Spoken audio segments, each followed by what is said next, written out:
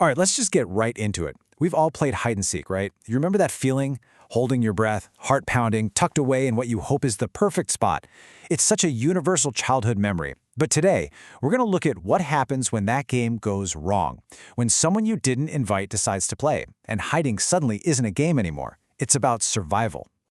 No, really. Think about it. You're crammed in a closet or under a bed, trying not to breathe too loud. You hear the seeker's footsteps getting closer. What's the actual scariest part of that moment? Because what if you realize the person whose footsteps you hear isn't your friend? What if you feel a presence in the dark with you, and you just know, it isn't the seeker? Well, that terrifying little twist is the engine behind the 3 stories we're about to break down. And that's exactly why these stories are so scary. They take this thing that is so pure, so safe, a simple game, and they just twist it into an absolute nightmare. They take all the comfort and safety we associate with it and just shatter. Every single one of these stories hinges on this one terrifying moment, the point where an uninvited player joins the game.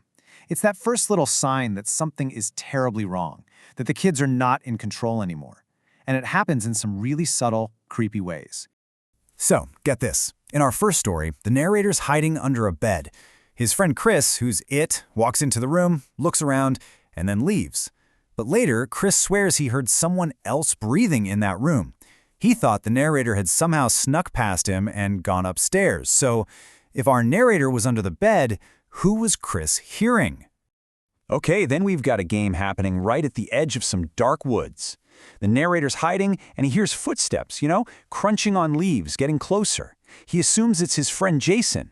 But when he talks to Jason later, Jason's like, "What are you talking about? I was nowhere near there." All of a sudden, there's someone else in the woods with them. And in the final story, the threat doesn't even bother to hide. A weird new kid named Keith just shows up and suggests a game, saying the narrator's yard is perfect for it. It's such a small thing, but it's so unsettling. How does this total stranger know the layout of his private property? It's like he's already been casing the joint. So, those are the hooks, right? These little impossible moments. But how do the stories build on that initial creepiness to create pure terror? Well, it all comes down to a classic blueprint, one that plays on our most basic human fears.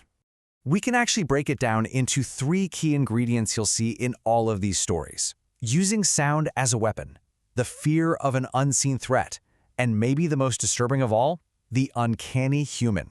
Let's start with sound. When you're hiding, your hearing goes into overdrive. Every little creak of the house, every rustle of leaves, it's all amplified by 1,000.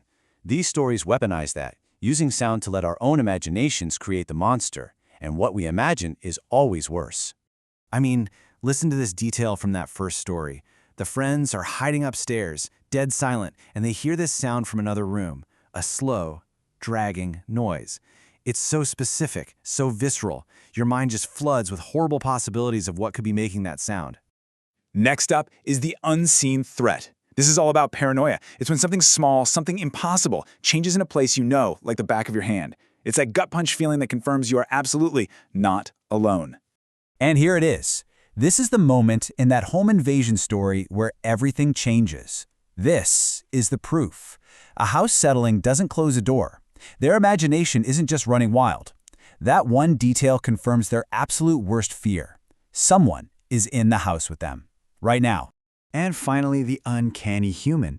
This is maybe the scariest one, because it's not a ghost or some monster. It's a person who looks totally normal, but something about them is just wrong. Their behavior breaks all the unspoken social rules, and it sets off every alarm bell in your brain. Keith is the perfect example of this. He doesn't need to yell or make threats. He's scary because of what he doesn't do. He just stares. That intense, silent observation is so unnerving. It makes the other kids realize that for him, this isn't a game. He's watching them. He's studying them. All of these tools, the sound, the paranoia, the creepy behavior, they all build up to this one heart-stopping moment, the point of no return. The moment the game is officially over and the real danger is right there in your face. Just look at how fast things escalate in that first story. At 8:45, it's just a weird sound. For half an hour, maybe they think it's nothing. But then, 9:15, the door is closed. 5 minutes later, they hear the front door. The intruder is downstairs. And just 2 minutes after that, they are running for their lives. It goes from creepy to life-threatening in less than 10 minutes. But here's the thing. Getting away isn't the end. The real horror of these stories isn't just the scary event itself. It's what's left behind. It's this deep, unshakable feeling we call lingering dread. Yeah, because the truly terrifying part isn't the jump scare. It's the psychological scar that stays with you long after you're safe. It's the knowledge that a place you thought was secure, your own home, your own neighborhood, was violated. And it could be again. And what makes it so much worse is when no one believes you.